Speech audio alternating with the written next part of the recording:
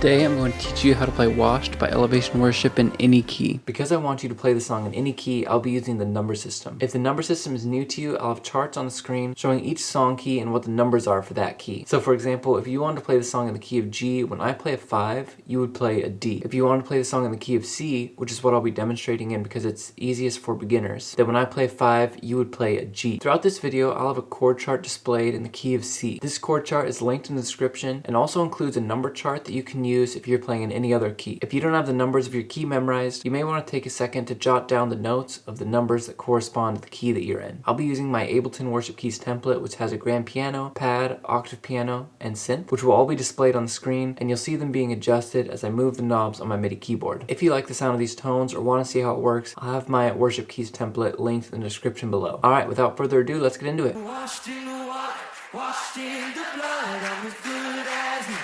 Oh, hallelujah, I'm washed in the water, washed in the blood, all because of you. Let's go!